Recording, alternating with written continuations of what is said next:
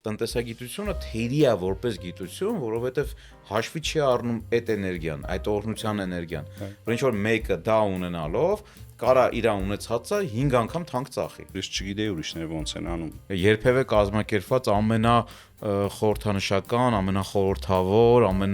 բարձր որակի, ամենամեծ իմաստներ ունեցող միջոցառումներից մեկն է եղել։ Շնորհներ կա, որոնք որ տրված են քեզ, ու դու պիտի իրագործես իրենց։ Չիրագործելը մեղքի պես մի բան։ Դուք Հայաստանում ամենամեծ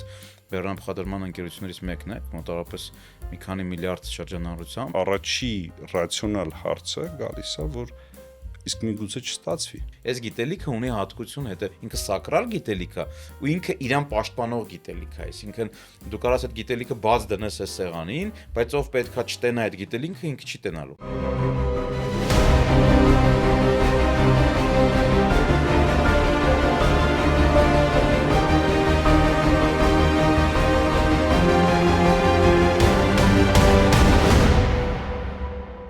Ընկերներ ջան, ողջունում եմ բոլորիդ։ Այսօր մենք նկարում ենք մեր Կապիտալիստ podcast-ի հաջորդ հաղորդումը, եւ մենք շատ հետաքրքիր հյուր ունենք, բազմակողմանի զարգացած մարդ, գործարար, ով նաեւ մեր ակումբի գործընկերն է, ում հետ մենք նաեւ շատ մեծ ու թույն պրոյեկտներ ենք արել, մենք այսօր կխոսանք նաեւ այդ պրոյեկտներից։ Գործարար, ով բիզնես է անում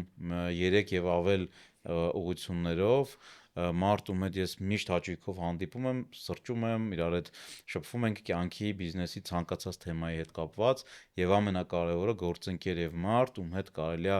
միշտ պլանավորել ամենաբարդ պրոյեկտները եւ այդ պրոյեկտները անել ու հենվել մաքսիմում վստահելով ու մաքսիմում հույս ունենալով ու հավատալով, որ այդ մասով, այդ գործընկերոջդ մասով ամեն ինչ ուղղակի իդեալական է կազմակերպված։ Եվ այսօրվա իմ հյուրը Phil Armenia ընկերության, Fairyland Logistics ընկերության զորաց հյուրանոցային համալիր, Well-being resort։ այո, ռեզորտի հիմնադիր եւ սեփականատեր Արթուր Կարապետյանն է։ Արճան, կարող ես եկել, ընկերս։ Շնորհակալություն հրավերի համար։ Մինչև մեր դիալոգը սկսելը ես կուզենայի մեր գործընկերներին արագ ներկայացնել ու վերադառնանք մեր դիալոգին։ Մենք ունենք այս podcast-ի շրջանակներում 2 գործընկեր,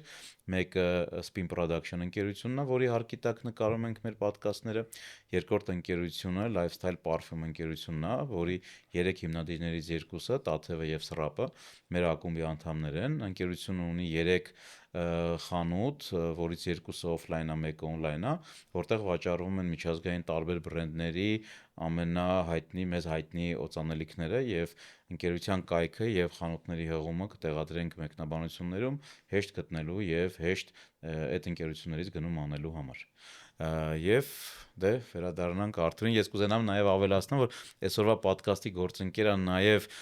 Phil Armenia ընկերությունը, որովհետև Phil Armenia-ի հետ մենք արդեն 2-3 տարի աշխատում ենք եւ Կլուբ Կապիտալի այդ ընտիր, սիրուն, բարձրաճաշակ, բովանդակությամբ լցված միջոցառումները այ հենց կազմակերպում է Արթուրի թիմը եւ կոնցեպտուալ մասով մենք այսօր այդ ամեն ինչից կխոսանք ու կխոսանք նաև քո մյուս բիզնեսներից։ Շատ լավ։ Շնորհակալություն հրավերի համար, Գրիգոր ջան, ուրախ եմ այստեղ լինելու ու վստահ եմ հաճելի զրույց կունենանք։ Անտիր։ Դե ինձ հետաքրքիր է քո կյանքի պատմությունը, երբ ես սկսել, ոնց ես սկսել, կրթությունից սկսած։ 16 տարեկանում ընդունվել եմ Գևորգյան հոգևոր ճեմարան, 5 տարի սովորել եմ Գևորգյան հոգևոր ճեմարանում, հետո շարունակել եմ ուսումս Երևանի պետական համալսարանի հոգեբանության ֆակուլտետում եւ ավարտելուն պես 2008 թվականին ստեղծել եմ Fairyland ընկերությունը, որը ամենասկզբում ստեղծել ենք որպես ներգնա տուրօպերատոր։ Աշխարհի տարբեր երկրներից խմբեր բերենք Հայաստան։ 1 տարի հետո նաև ստեղծեցինք Fairyland Logistics ընկերությունը, որը զբաղվում է միջազգային բեռնափոխադրումներով։ Եվ արդեն հաջորդ բիզնեսը սկսել ենք զբաղվել, նա դեռ պրոյեկտ է զորաց Well-being Resort-ը 2022 թվականից։ Ինչի դու չդառար հոգևորական, ավարտելով ճեմարանը։ Լավ հարց ես տալիս։ Իրականում իմ ճեմարան գնալու պատմությունն էլ պես հետաքրքիր մի պատմություն է, որ 16 տարեկան եմ եղել ու մայրս այսպես ասած են փողոցից կտրելու համար ինձ ուղարկումը չեմ արան, բայց ես ոչ մի բանից տեղակ չէի ոնց որ ուղղակի պարապում եմ, ընդունվում եմ։ Դու Երևանում ես ապրել։ Չէ, Ջերմուկում եմ ապրել։ Ավելի շուտ ի սկզբանե Երուսաղեմ էին, մայրս ուզում էր Երուսաղեմ սովորեի, հետո իմացանք, որ 5 տարի չես կարողանում գալ տուն բան, եւ որոշեցինք, որ Էջմիածին։ Երուսաղեմում էլ ունենք ճեմարան, հա։ Այո, բան ունենք, վարժարան ունենք,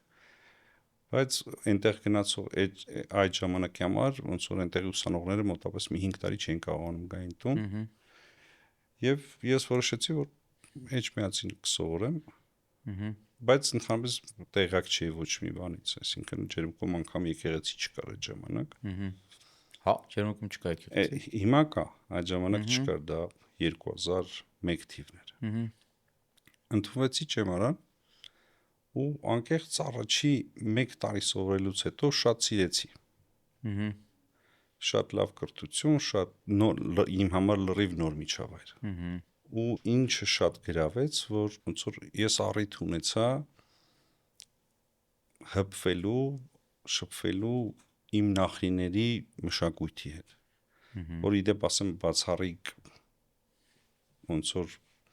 բացառիկ արժեք ու բացառիկ հնարավորությունը, որը պահվում է Մայրաթոր Էջմիածնում, Սուրբ Էջմիածնում, որ այստեղ դու կարող ես առնչվել դարերի խորքից եկած այն իմաստության հետ, որը որ հավաքվել, կուտակվել, պահվել է այստեղ ու դու առօրյա կյանքում ես առնչվում դրան։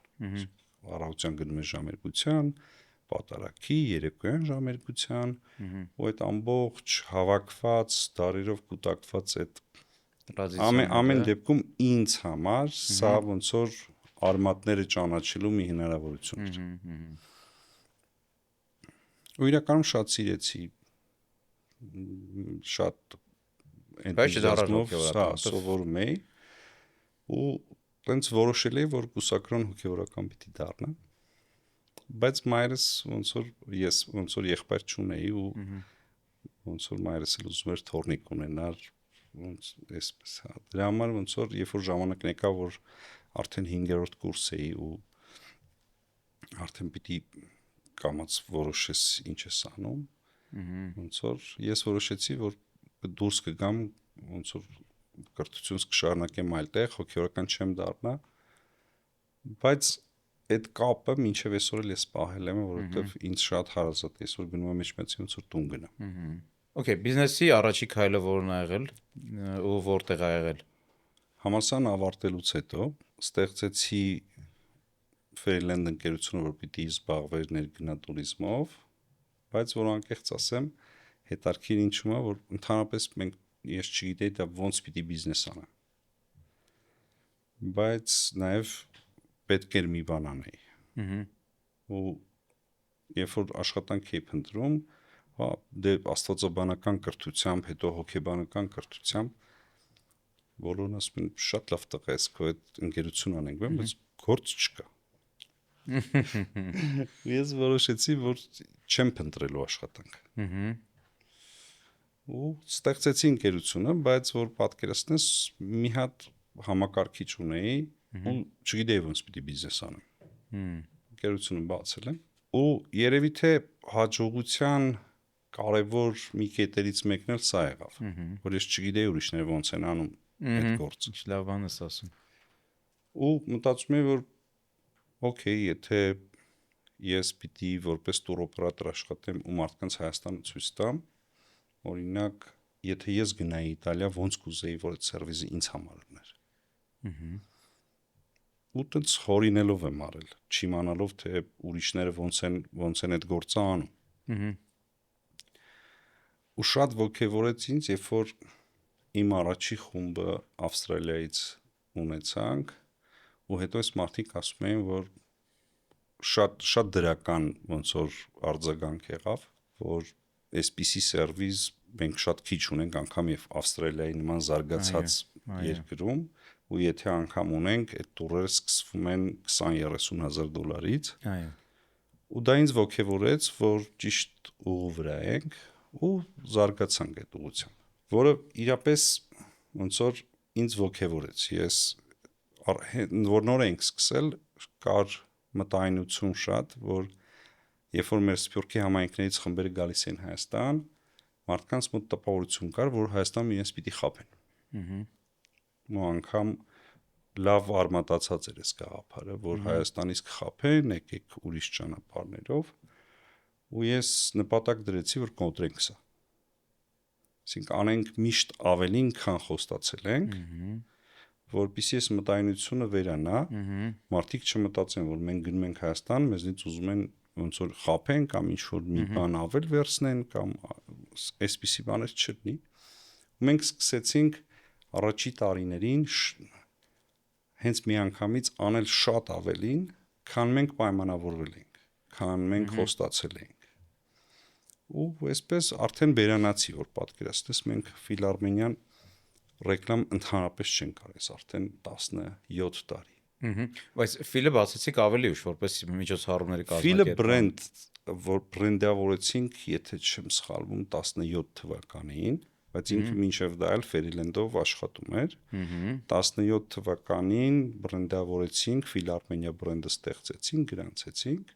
17-ից։ Okay, մենք Ֆիլարմենիայից դեռ խոսալու ենք ու շատ մանրամասն, արի բեռնափոխադրման կտորից խոսանք, այսօր դուք Հայաստանում ամենամեծ բեռնափոխադրման ընկերություններից մեկն եք, մոտավորապես մի քանի միլիարդ շրջանառությամբ, չէ՞ տարեկան։ Այդ բիզնեսը ոնց հաջողվեց ու ոնց туриզմից եկար բեռնափոխադրում։ Ուրեմն, երբ որ туриզմ բացեցինք, իրականում դե ձևը չգիտեինք ոնց անենք։ Առաջի տարին ընդհանրապես խոբ չունեցանք։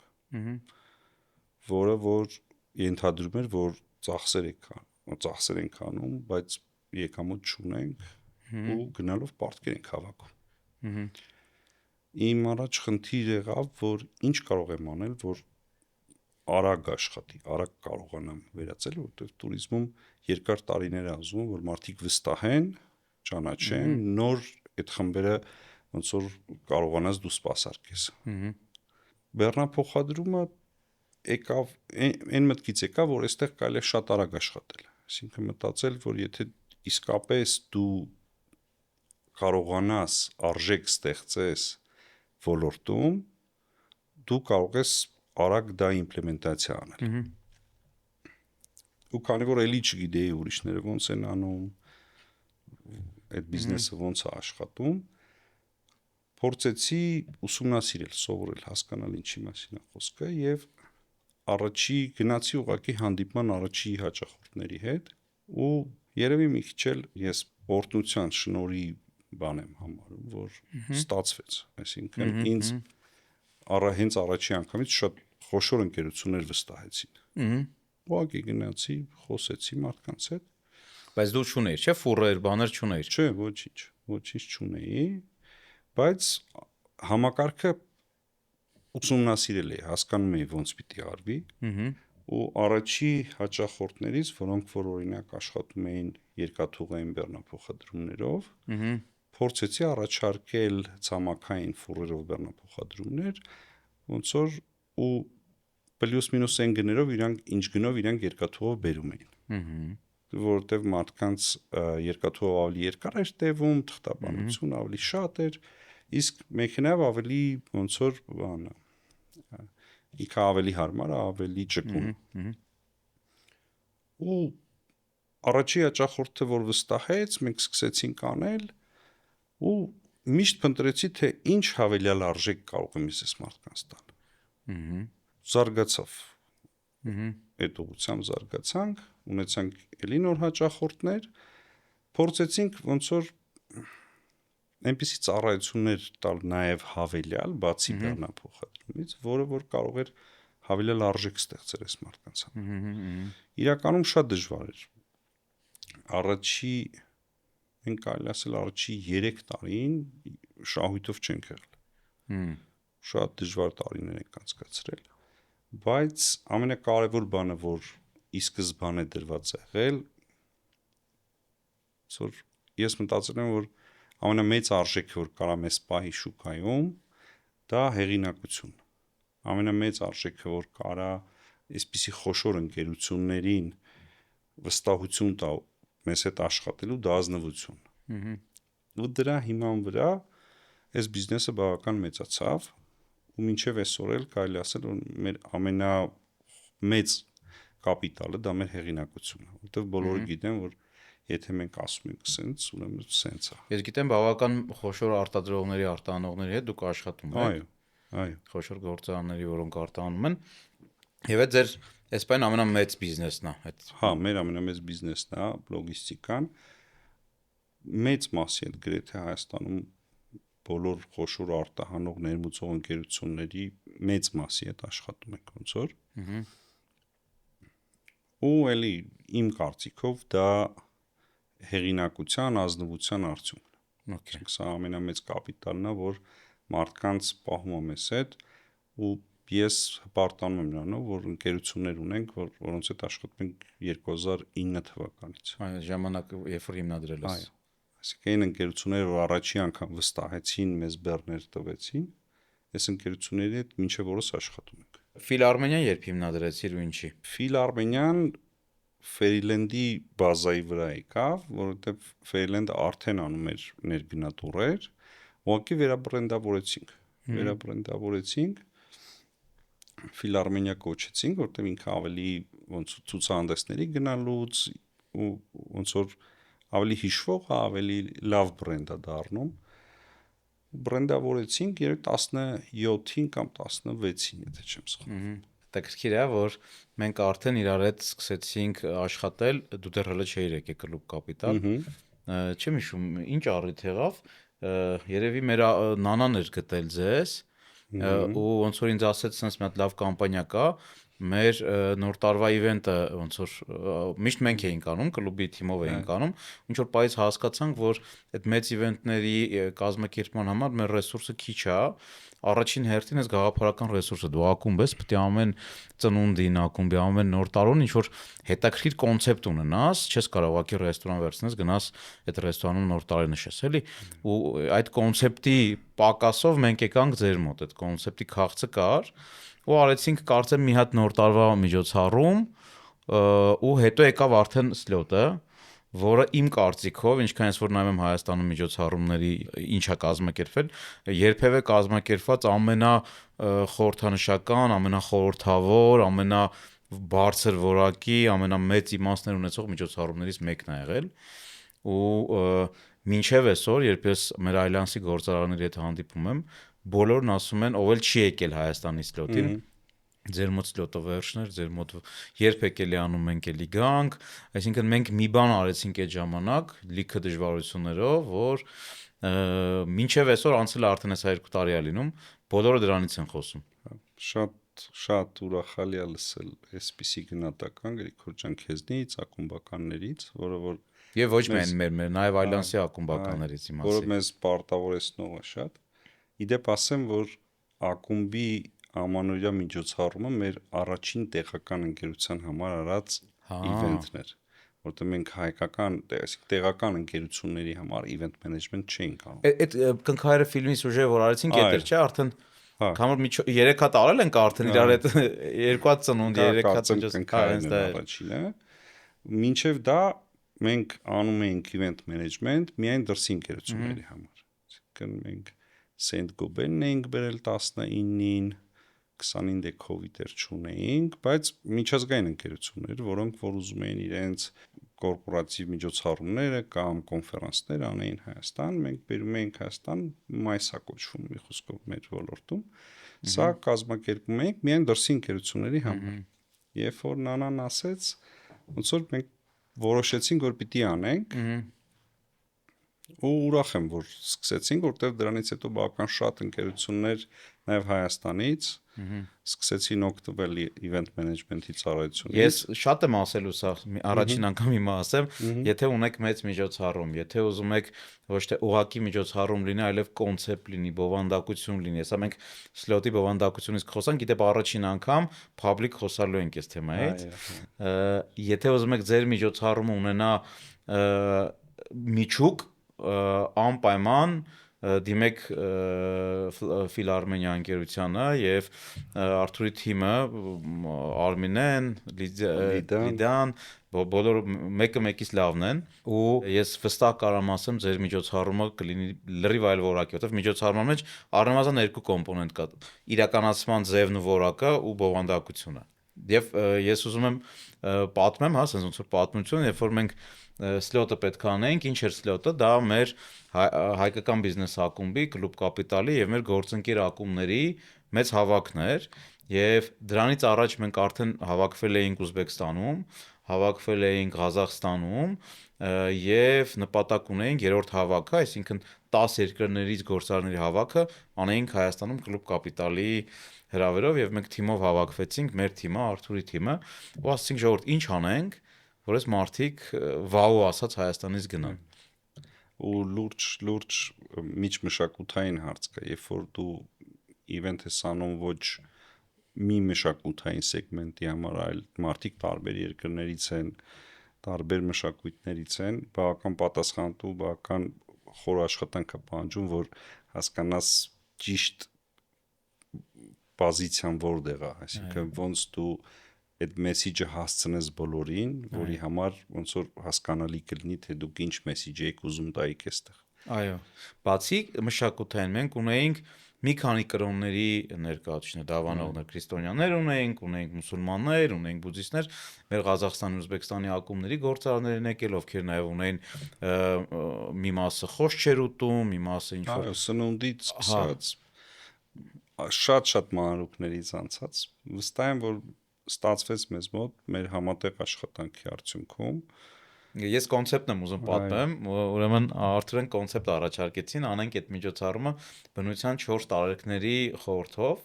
Առաջին օրը պետքա լիներ կրակի օրը եւ բոլոր միջոցառումները, ամեն ինչ, ամբողջ օրակարգը, դեկորացիան, նաեւ այնտեղ մենք ունենք որոշակի ծեսեր, որը պետքա լիներ կրակի էներգիային համահունչ։ Կրակով, այսպես ասած, բոցավառեցինք, բացեցինք մեր միջոցառումը։ Հաջորդ օրը, երկրորդ օրը դա ջրի եւ քամու օրն էր տարերքներից, որը էլի այդ օրվա եւ դեկորացիաներով եւ բովանդակությամբ արեցինք, իսկ երրորդ օրը հողի օրն էր եւ առաջի օրը մենք սկսեցինք, գնացինք Գառնի քրիստոնեական տաճար, հետո գնացինք հեթանոսական տաճար, որը Միր Աստծո տաճարն է, կրակի Աստծո տաճարն է։ Գնացինք Գեղարդ, եկանք Գառնի ու ինձ թվում է հետաքրքիր էր թե բանը ինտերպրետացիաները թե օրինակ կրակը ոնց են բիզնեսի ինչ իմաստով են կապել քամին ու ջուրը ինչ իմաստով են բիզնեսի հետ կապվել կարծում եմ բավական հետաքրքիր էր Ռիգատայի մրցույթը իրենց որ քամու ու ջրի օրն էր առաջի օրը մենք բոլոր ակումբների ղեկավարներով նախագահներով ֆակելները բռնած կրակները վառեցինք, հետո բերեցինք այդ ամեն ինչը մի հատ ընդհանուր կրակ վառեցինք, որպես մեր բոլոր բիզնես ակումբների միասնության ու համերաշխության խորհրդանիշ։ Հողի օրը ծառեր տնկեցինք։ Հողի օրը իդեպ շատ հետաքրքիր էր, գնացինք մեր Սուրեն Սարգսյանի կոնյակի գործարան եւ ծառատուն կարեցինք 7 թե 9 ծառ տնկեցինք ամեն ակումբի նախագահ ծառ տնկեց եւ ես այդպես խոսք ասեցի որ հողը կրակը ջուրը եւ օդը այդ ծառատունքի մեջ միավորվեցին որպես վերջին օրվա խորհրդանիշ իդեպ առաջի օրը կրակի օրը ինձ բոլորը մոտենում էին ասում էին դուք 2 օր հլը ունեք ել ինչ պետք է անեք որ սրանից վաու լինի որովհետեւ մենք Գնացինք Գեղարդ, հետո եկանք Գառնի հեթանոսական տաճար, հետո եկանք Շենեյում բացօթյա շատ որակով միջոցառում արեցինք, որտեղ մեր ակումբի շատ ընկերություններ մեզ օգնեցին Բեկոնը իր մսամթերքով, խոսքով ֆանտաստիկ մի հատ միջոցառում ամենաբարձր էներգիայով, ծեսերով, ռիտուալներով, հաջորդ օրը գնացինք Սևան Եվ այնտեղ ռեգատայի մրցույթ, այնտեղ կարճ սփիչեր եղան գործարարների, նետվորք եղավ շատ հետաքրքիր, քամու ջրի ոնց որ այդ ամեն ինչը կապեցինք իրար հետ ու գնացինք Դիլիջան այդ օրը։ Այսինքն մենք 3 օրում 5 տարբեր լոկացիայում ենք եղել։ Այո։ Եվ մեր հյուրերը չէին հասցնում հյուրասիրվեին, ուտեին, խմեին, ծանոթանային, ընկերություն անեին։ Այդ ֆանտաստիկ բան էր։ Այդ օրը Դիլիջանում մեզ ասին, что ժողովուրդ երկրորդ օրը գերազանցեցիք, բայց լավ երրորդ օրն ինչ եք անելու։ Ձև չկա, էլի լավ երրորդ օրը ավելի հետաքրքիր բան չեք կարող անեք։ Երրորդ օրը սկսեցինք մատենադարանով, հետո գնացինք կոնյակի գործարան ծառատուն կարեցինք եւ եկանք դվին։ Եվ դվինում էլի շատ կոնցեպտուալ, շատ հետաքրքիր, միայն ճոխությունը չէր, այլ իրոք բովանդակություն կար, ամեն մի խոսքի մեջ, ամեն մի ելույթի մեջ, դրոշակները բերելու մեջ։ Մինչև այս խոսում շաքավում եմ այս ամեն ինչից ու չգիտեմ, մենք իրոք արեցինք մի բան, որը որ մինչև այսօր 2 տարի անցել է, բոլոր ակումբները դրանից խոսում են։ Շատ ուրախ եմ Գրիգոր ջան լսելու այդ ամեն ինչը, որովհետև իրականում սա մեր բիզնեսներից այն կտորն է, որտեղ ես շատ էնտուզիազմով եմ, սիրում եմ շատ, որովհետև իմ համար ոնց որ երկիր ներկայացնելու հարց կա։ Այո։ Ու ամեն անգամ ձգտում ենք, փորձում ենք նոր բաներ սովորելով, ավելի կատարելագործելով, որովհետև առաջի տեղում, որ միջազգային իվենտ կազմակերպելուց դու երկիր ես ներկայացնում։ Մենք ջանք չենք խնայում, որ դա լավ լինի։ Այո։ Դե ինքը լավ չէր, ինքը գերազանց չէր, գերազանցից ավելի բարձր չգիտեմ ինչ աստիճան կա դա էր, ու մենք երբ որոշենք, որ եւս մեկ հավաք ենք անում Հայաստանում, ես վստահ եմ, որ շատ ավելի մեծ հոսք է գալու գործարարների, տարբեր ազգերի։ Իդեպ երբ որ ես նշեցի, որ հյուրեր ունենք, որ խոս չէին ուտում, բան, այդ մենյուները նույնիսկ առանձին ա եղել, այս սեղանը միայն այն մարդկանց համար, ովքեր խոս չեն ուտում, որովհետև խոս չուտող մարդիկ ամեն բանին էին էլի ուշադիր, ասենք այդ նույն դանակով չէր կարա կտրած լիներ համ ուրիշ միս, համ խոզի միս։ Չգիտեմ, մեր ակումբի առաջի օրը, երբ որ դիմավորում էինք մեր հյուրերին, մեր ակումբի տղաները իրանց մեքենաներով այրոպորտում ցուցակ էինք կազմել, կհիշես, ու մեր հյուրերին դիմավորում էինք ու մի հյուրի Rolls-Royce-ով էինք դիմավորում, մեկին S-Class-ով, մեկին, այսինքն ես մինչև հիմա որ պատում շաքավում եմ ու գիտես նաև դա ինչ հետաքրքիր կյանքի դաս էր իմ համար, որ մի կողմից այո, մենք երկիր ներկայացրեցինք, բացի ակումբ ներկայացնելու, մենք որպես գործընկերներ շատ խնդիրներ ունեցանք, ու այդ խնդիրները հաղթահարեցինք, որովհետև պատկերացնում եք նման միջոցառման բյուջեն ինչ է, մի քանի $100,000 չափ է, դու պլանավորում ես մի բան, բայց գալու քանակը միշտ չի, որ քո պլանավորածներում, ու մենք ունեինք մեր սպասած քանակից ավելի քիչ հյուրեր, բայց ամեն դեպքում մենք կարողացանք այդ դժվարությունները միասին հաղթահարել ու ուղղակի ֆանտաստիկ բան արեցինք, չխնայելով ոչ մի բանի վրա։ Ես հուսով եմ, որ էլի ունենալու ենք Միանշանակ, հետարքի լավ իվենտներ ու ինձ համար շատ կարևոր մի պատմություն էր, որ մենք ոնց կարող ենք ինչ որ մեծ բան կազմակերպել միասին, այն որ կես խոսքից իրար հասկանալով, շատ ժամանակ պետք է չլնելով ինչ որ բան ասել։ Այո։ Սա կարևոր բան է, որովհետև ոչ միշտ կա այդ ընկալումը, իսկ սա շատ կարևոր է հաջողելու համար։ Եթե գործընկերները կես խոսքից իրար հասկանում են, ես ձեռներս կշտած process-ի մեջ էի քո հետ, քո թիմի հետ, մեր թիմն էլ, այսինքն մենք մի թիմ, մի միասնական թիմ, մի թիմի պես արել ենք, որը որ ինձ շատ էր ուրախացնում, որովհետև անկախ ամեն ինչից, այս մարդկային այդ հարաբերությունները վեր է այդ ամեն ինչից, որովհետև դժվարություններ միշտ կարան լինեն, եթե կա ճիշտ մարդկային հարաբերություններ, այդ դժվարությունները միշտ կարելի է հաղթահարել։ Իհարկե։ Եթե դա չկա, դժվարություններ կարան լինեն, որոնք որ շատ դժվար են հաղթահարվելու։ Իհարկե։ Բայց եթե ճիշտ մոտեցումները կան, ոնց որ ես ինքս դու պատկերացնում ես ինչ լարվածություն է մեծ միջոցառումների ժամանակ, այդ լարվածությունը միշտ օդից կախված է լինում, բայց ես ինքս միշտ հանգիստ եմ եղել իմանալով, որ մենք կես բարից հասկանում ենք իրար ու անում ենք մաքսիմումը, չխնայելով ոչ մի ջանք, որ դա լավ լինի։ Այո։ Եվ դրանից հետո մենք արել ենք սլոտ Դուբայում, արել ենք սլոտ էլի Ուզբեկստանում, արել ենք սլոտ Լեհաստանում եւ բոլոր սլոտների ժամանակ բոլորը միաձայն մոտենում էին ինձ, ասում էին Հայաստանում ուժեղ էր, չես չէ։ Էլի մեր գործընկերները լավ մեծ աշխատանք են անում ամեն երկրում այդ հավաքը կազմակերպելուց, բայց Հայաստանը չի գերազանցվել դեռ եւ մինչեւ մեր սլոտը չի եղել նման մակարդակի մեծ հավաք որակով եւ ինձ այդ իմաստային կտորը ամենաշատն էր ոգեշնչում, այդ ծեսերը, այդ կրակի վառելը, ծառի տնկելը, հիշում ես վերջում բոլորին մտածում էինք ինչ նվեր տանք մեր հյուրերին, բոլորին բաժանեցինք 500 գրամ կոնյակի սպիրտ եւ ասենք դուք Հայաստան եք եկել եւ Հայաստանի խորհրդանիշերից մեկը կոնյակն է հայկական եւ բոլորին նվեր տվեցինք, իրանք այդ շշերը վերցած հենց ուզում են հասկանան ինչ պետք է լինի, պետք է տանեն իրանց հետ, հետո ասենք չէ ժողովուրդ, մենք սա տակառ ունենք, չենք տալիս տանեք։ Վերում եք այդ տակառի մեջ մեր հյուրերին հետ եք լցնում այդ շշերը, մենք այս կադրերը կդնենք անպայման։ Եվ այս տակառը հնեցվելու է 10 տարի, այս սպիրտը կոնյակի հնեցվելու է, եւ դուք 10 տարի հետո գալու եք Հայաստան եւ խմեք մեր այդ կոնյակը։ Եվ վերեցին, պատկերացեք, բոլորով լցրեցինք, տակառի վրա ստորագրեցինք ու այդ տակառն էլ խորհրդանիշներ Alliance-ի բոլոր գործարարների միասնության, որ մենք մեր էներգիան, մեր այսպես ասած մասունքը այդ կոնյակի մեջ ամփոփեցինք։ Հա, միավորելու շատ լավ խորհրդանշական մեսիջներ, որոնք որ մարդկանց միավորում են, մարդկանց պահում են ու հիմա 10 տարի հետո պատկերացրի, որ նորից գալիս են ու այդ կոնյակը խմելու։ Կարծում եմ, որ մեսիջները լավն էր, լավ աշխատեցինք իրար հետ։ Եվ դրանից հետո մենք ելի ենք իրար այդ միջոցառումներ արել, ու ելի շատ լավ մշակած, կոնցեպտուալ։ Ես միշտ մի բան եմ հասկացել, որ դու բացասական կողմն եմ հիմա ուզում ասեմ, մենք ոնց էլ միջոցառում անենք, ամենավաղ ձևով միշտ քննադատություն լինելու է։ Եվ կոնկրետ այդ ժամանակ այդ քննադատությունը ինձ ոչ թե ոնց ասեմ, տհաճ էր, ինձ ցավացնում էր։ Կա քննադատություն, որ ասում ես լավ դե բայց կա քննադատություն, որ սրտի տա կպնում։ Իմ ամենամոտիկ ընկերներից կային մարդիկ, ովքեր քննադատում էին այդ միջոցառումը։ Ես մեծ ցավ էի ապրում, որովհետև այնքան ջանք, այնքան էներգիա, այնքան հոգատարություն, այնքան ռեսուրս, որ մենք 6 ամիս աշխատեցինք, դրեցինք այդ մեծ միջոցառման մեջ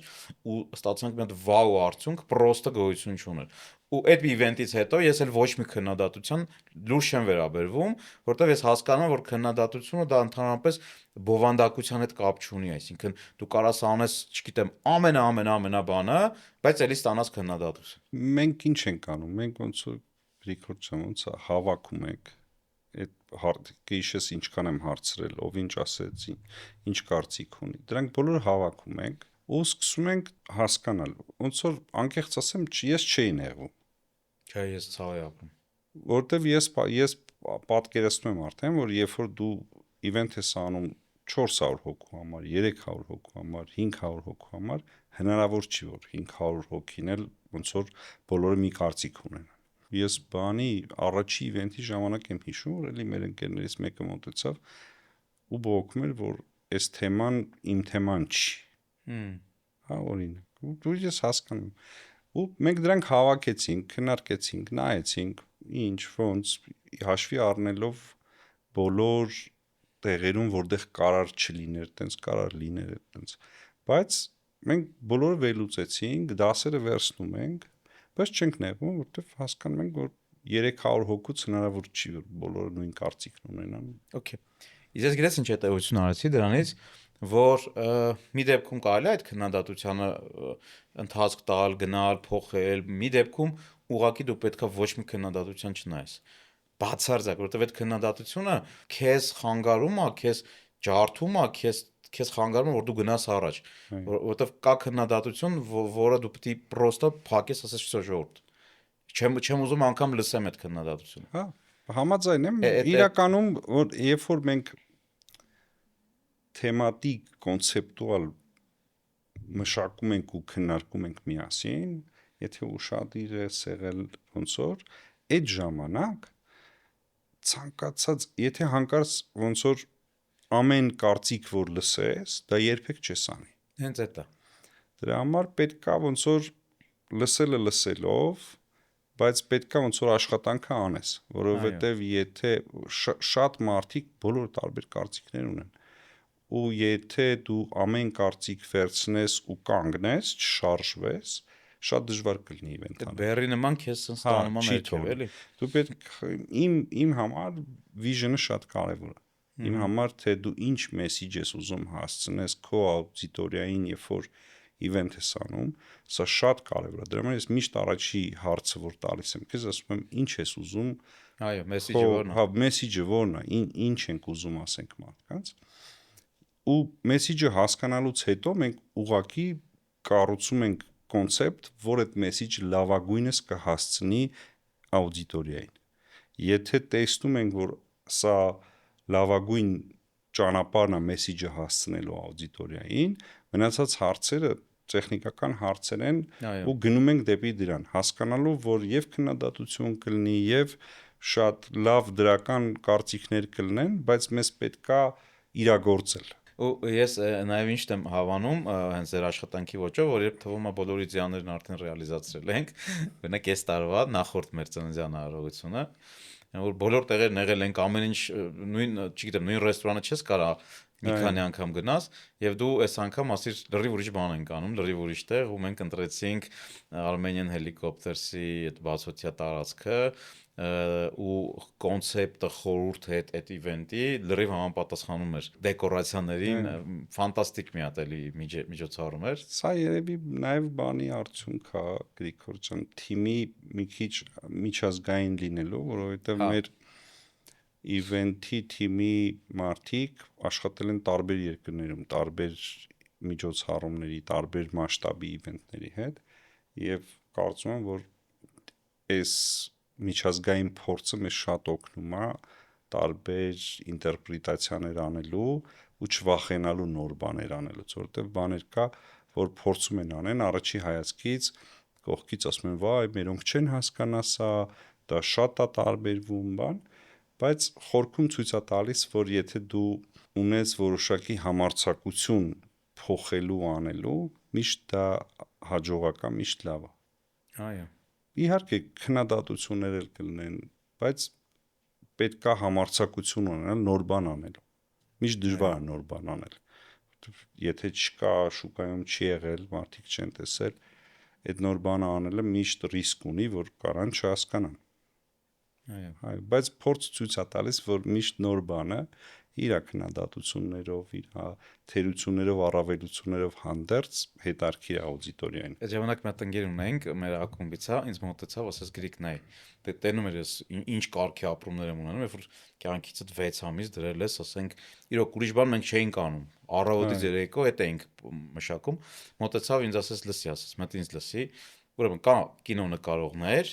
որոնք ինչ որ ձևով արժեք են ստեղծում, լավ կամ վատ, եւ կան այդ կինոն քննադատողներ, կինո քննադատներ։ Հիմա դու ո՞րն ես ուզում լինես։ Եթե կինո նկարող ես ուզում լինես, անպայման կինո քննադատները լինելու են, հանգիստ ար, եղբայր։ Սկսել ես այս գործը,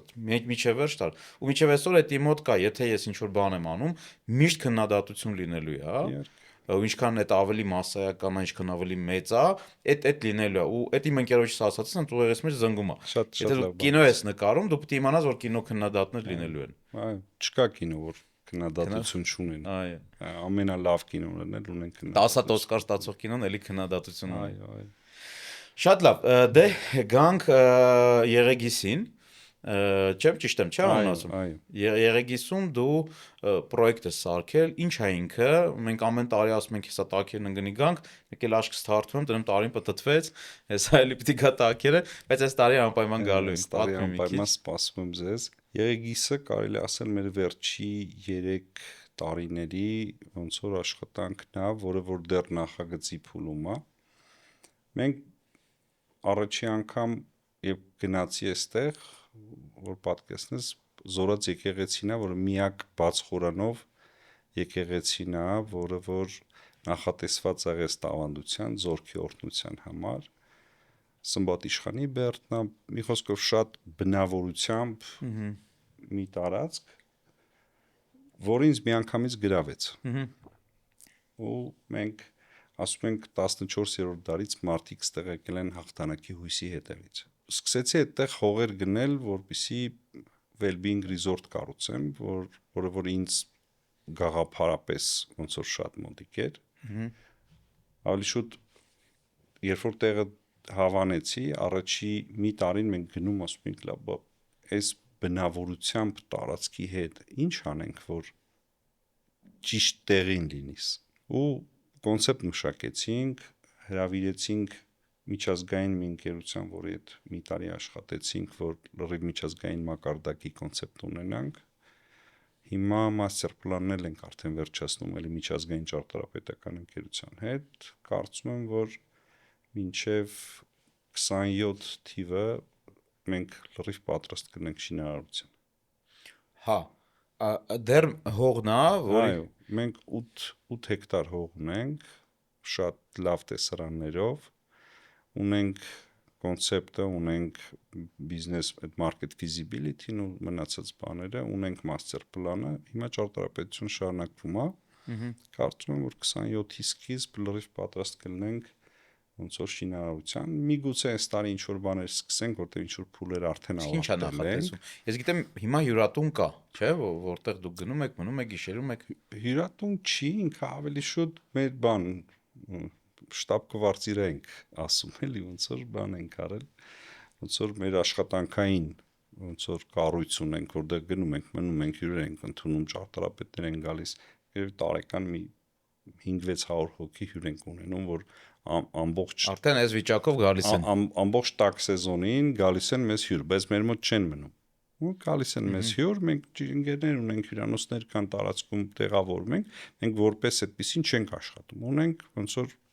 շտաբ կվարձիրը, որտեղ աշխատանքային Նոր դու process Բաքրու նկար եկեք, որ մեր հայաթից։ Այդ հենց տեղից, հա։ Հա, մեր հայաթից։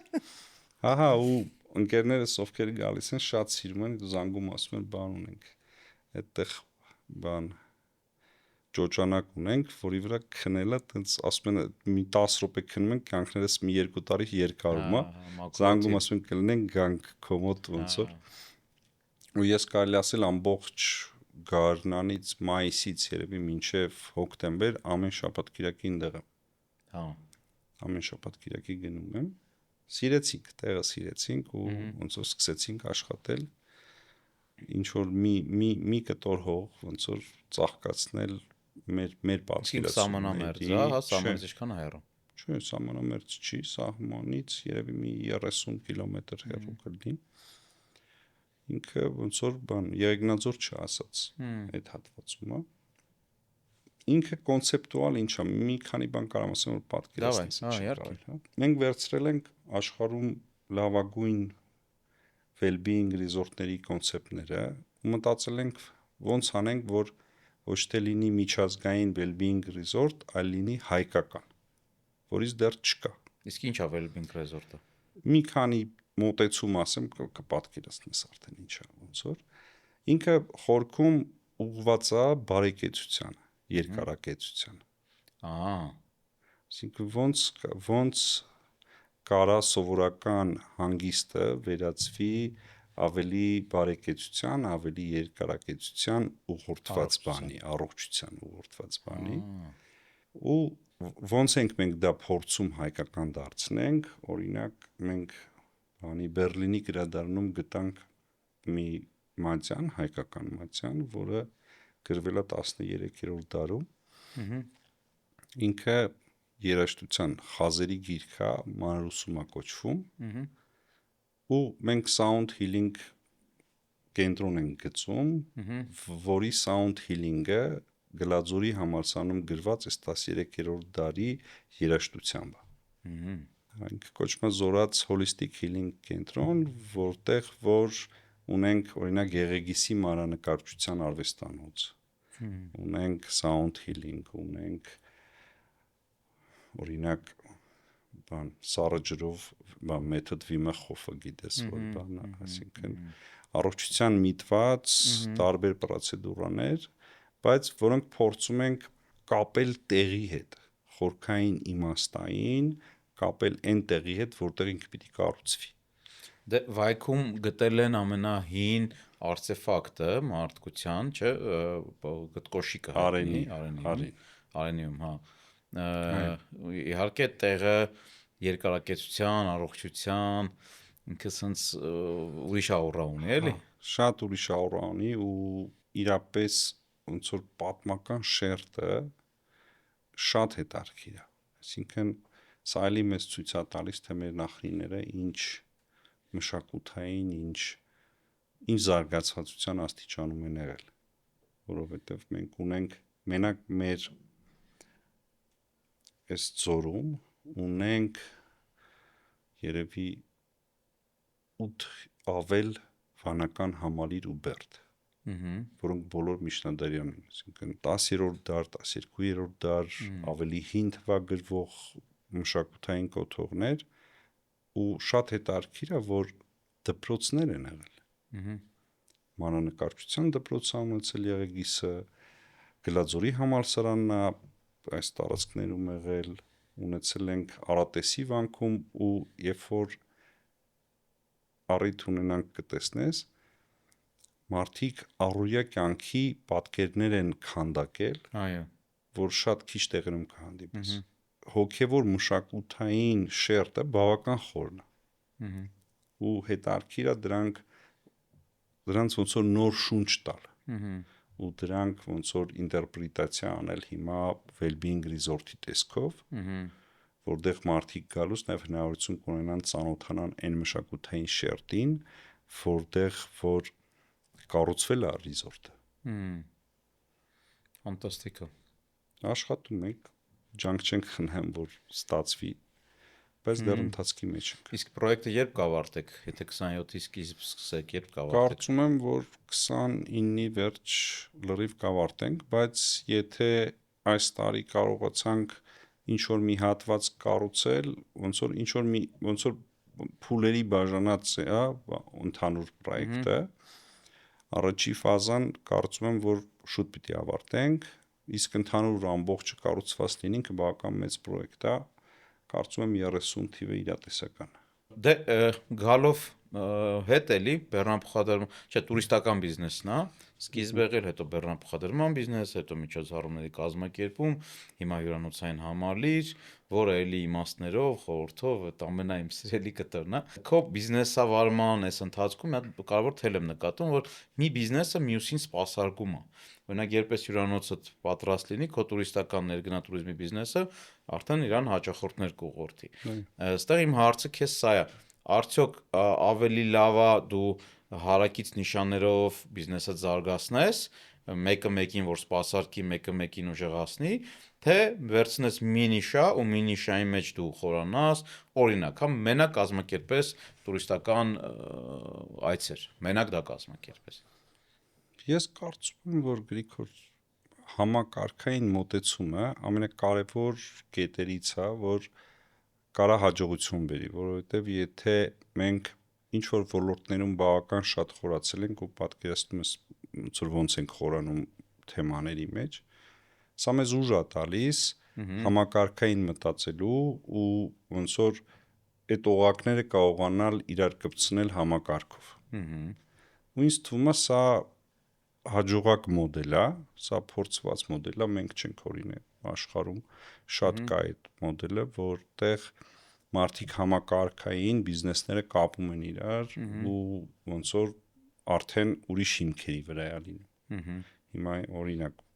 resort ունենք, բայց մենք 17 տարի туриզմով ենք զբաղվում, սա մեզ օգնելու է իրան ավելի բարձր մակարդակով, ոնց որ սերվիզի մեջ ենք եղել 17 տարի, մեզ օգնելու է ավելի բարձր մակարդակով այդ սերվիզը մատուցել, մեզ օգնելու է նաև վաճառքները ճիշտ կազմակերպել եւ այլ եւ այլ, այսինքն կարծում եմ, որ խելամիտ է դրանք համակարգի մեջ պահել։ Հետաքրքիր է։ Կան գործարարներ, ովքեր մինիշայի, մի ստրատեգիայի կողմնակից են։ Սա էլ է լավ մոտեցում, սա էլ ապրելու իրավունք ունեցող մոտեցում է, որովհետև մարդիկ կան իհարկե մտածում են, որ մի բան անել, շատ լավ անել, լրիվ ընդունելի, լավ տարբերակ է, լրիվ հասկանում եմ, բայց ոնց որ խնդիրը այն չի, որ մենք ուզում ենք շատ տարբեր բաներ անենք։ Խնդիրն այն է, որ մենք ինչ որ միտեղ, ինչ որ բիզնեսով զբաղվելուց հասկանում ենք, որ սա մեզ համար գրավիչ է ու մենք ուզում ենք սրանով զբաղվենք, մենք ինչ որ գիտելիքներ ունենք, մենք պատրաստ ենք սովորենք, պատրաստ ենք ջանք գործադրենք, բայց նոր որակ բերելու, նոր աշխատանք անելու ու նաև ինձ թվում է զորացի հետ կապված նաև տեղը ու մեր այդ էնտուզիազմը ստեղծելու նոր որակ այդ ոլորտում շատ կարևոր է։ Քանի աշխատատեղ է ընդհանրվում այդտեղ Եղեգիսում մոտավորապես 80։ Հա, բնականաբար այդ տարածքի բնակիչներն չէ՞ լինի։ Իհարկե։ Ֆանտաստիկ է։ Իհարկե դժվարություն կա, կրթության հարց կա եւ այլ բավական, այսինքն մեր առաջ հիմա ծառացած, որի մասին մտածում ենք, ամենալուրջ հարցերից մեկը ստաֆով ապահովելն է դա։ Բայց կարծում եմ, որ մենք արդեն այս տարվանից ինչ որ ծրագրեր ունենք ուսուցողական տարածքի ժողովրդի համար, փորձելու ներգրավելու, պիտի որ հաջողենք։ Ընտիր։ Ես միշտ իմ հյուրերին հարցնում եմ նաև իրանց արխետիպերը, ասեմ ինչի, որ ցանկացած բիզնեսմեն էներգիա է ստանում նաև իր պսիխոտիպից կամ արխետիպից, ինչպես ասում է Յունգը, ու մեր արխետիպերը ուղիղ կապ ունեն մեր ծննդյան օրերի, ամիսների, տարեթվի հետ։ Քո ծննդյան օրը կհիշեցնես ինձ 31-01 հունվարի 31։ Հետարքիր բան ես ասում, ճիշտ ասած ես շատ բան չգիտեմ դրանից ու հետարքիր կլինի լսել քեզնից, Գիտես, Բաքուր եմ մեր ընկերներից, առաջ որ պոդքասթ էի նկարում իր հետ, ասեցի դե դու 18-րդ արխետիպ ես, ով վիզիոներ է, էլի, իր միտքը շատ ուժեղ է, ռեալիզացվում է։ Պոդքասթի ժամանակ ասես չէ, հələ դիր մի կողմ, բան չհավատաց, հետո հաջորդ օրը խոսացել ենք, ասեց հələ մի քիչ ինֆո ուղարկի, իր մասին մանրամասն այդ պսիխոտիպերով ուղարկեցի, հիմա դրա հիման վրա պրոյեկտ անում ենք, հա։ Ինչ է տարքիրա։ Դե ինձ էլ մեր կու բան ասա։ Դե ամսվա եթե արխետիպը նայենք, ինքը մեկ արխետիպն է։ Ես էլ եմ մեկ արխետիպ, մեկը այն մարդիկ են, ովքեր սիրում են լիդեր լինել, առաջինը լինել, ինչ որ մի բան նախաձեռնել ու քայլել առաջից, այսինքն մեկ արխետիպով գործարարները, իրանք նաև առաջնորդ գործարարներ են, որտեղ դու կարաս օրինակ գործարարություն չկառուցես առաջնորդության վրա, կարաս ուրիշ որակներից վրա կառուցես, էլի, բայց մեկ արխետիպը, ի դեպ դու երկու հատ մեկ արխետիպ ունես, մեկը օրվա մեջ է 31-ի մեջ, մեկը ամսվա մեջ է, այսինքն այդ ուժեղացնում է քեզ։ Այդ մեկը, այսինքն մեկը դա եւ ինովացիաների տեսանկյունից նոր բան, նոր նիշան, նոր ուղղություն ստեղծող մարդիկ են մեկերը։ 31-ի մեջ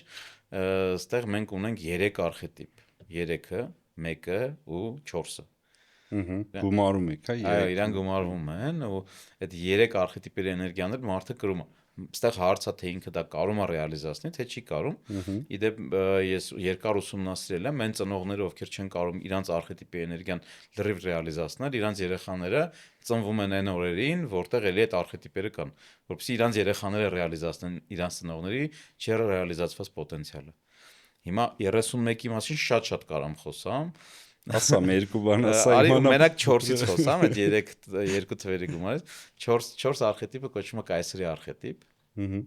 Կայսրի արխետիպը այն մարդիկ են, ովքեր ունեն մեծ իշխանության էներգիա։ Այստեղ իշխանության էներգիան ու առաջնորդության էներգիան պետքա չխառնել։ Առաջնորդը այն մարդն է, ով սկզբից է գնում, այսինքն առաջնորդի իշխանությունը այդ լիդերշիփի մեջ է, առաջնորդության մեջ է, եւ կան մարդիկ, ովքեր ուղակի ունեն իշխելու, կառավարելու այդ մեծ այդ բանը։ Պատահական չի, որ դու տես գնացել ես, գտել ես իշխաններ, իրանց այդ սննդի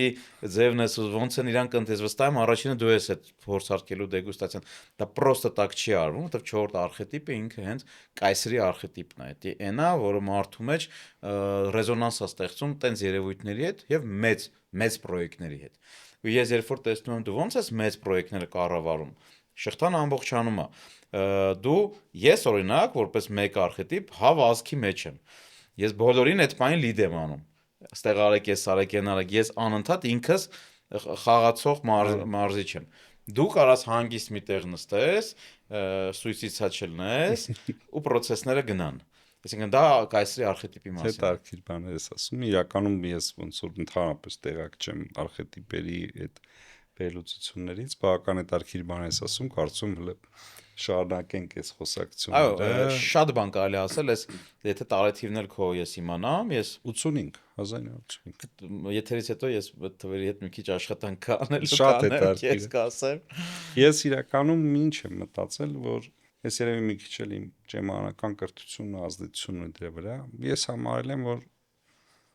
ինչ որ շնորհներ կա, որոնք որ տրված են քեզ, Այո։ ու դու պիտի իրագործես իրենց։ Ու չիրագործելը մեղքի պես մի բան է։ Այո։ Որովհետև եթե քեզ տրված է այդ շնորհները, դու պարտավոր ես իրենց